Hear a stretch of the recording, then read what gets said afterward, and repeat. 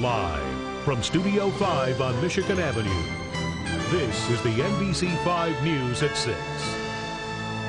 A drenching start to the day. More on our weather coming up, but first at 9 minutes after the hour. Students in the area are about to start standardized testing. So this morning, Matthew Pietrafetta, CEO of Academic Approach, is here with some help. And there are a lot of myths out there about standardized testing, so we'd like to go through them with you. Maybe you could dispel most of them. So good morning. Thanks for coming in on this wet morning. Thank you. All right, the first myth is you can't really prepare for a standardized test. Is that true?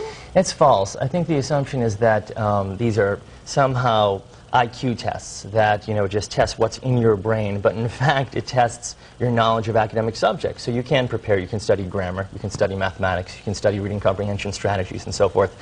So these are curriculum tests. If you study curriculum, you can improve. So I think that's the first myth to dispel, that you should just sort of walk in and take it cold. Not a good idea. Okay, and in terms of the study content, is it pretty much what the school gives you? Well, this is an important question, because sometimes the school's curriculum will correspond or correlate quite well with a standardized test like the SAT or the ACT, and sometimes not.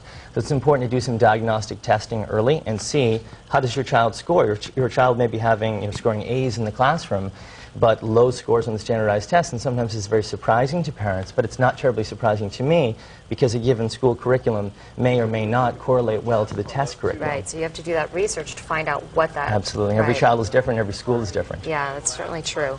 Another myth is you can game the test using tips like when in doubt, pick C. And I do this in school all the time. Sometimes it works.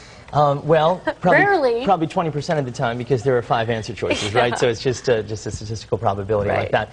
But that sort of gaming mentality, that there are tips and tricks that you can learn and outfox this content, it's bad, cynical thinking, and I think we should encourage young people to look at the tests as serious academic opportunities to learn.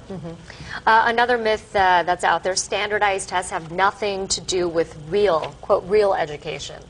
Yeah, this is too bad. There's a big divide between institutional education and the test prep industry, and what I try to do at Academic Approach is bridge the two.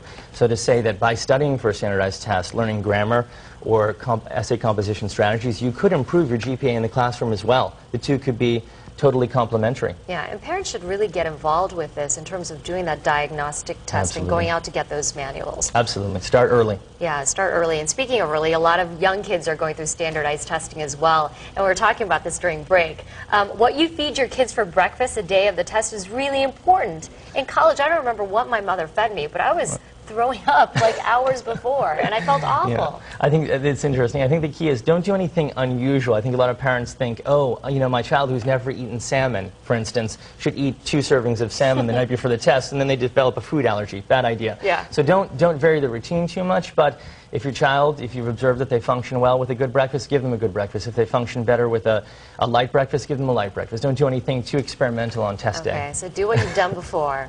All right. Absolutely. Thank you so much. And you guys have a couple seminars coming up, is that right? Yes, absolutely. This Sunday in our Northfield office, and Wednesday in our Northfield office, and the following Sunday and Wednesday in our Chicago Lincoln Park office. All right. Thanks so much for coming in. Thank you for having me. And for more information, log on to our website, NBC5.com/SCNON. Time right now, 6:20.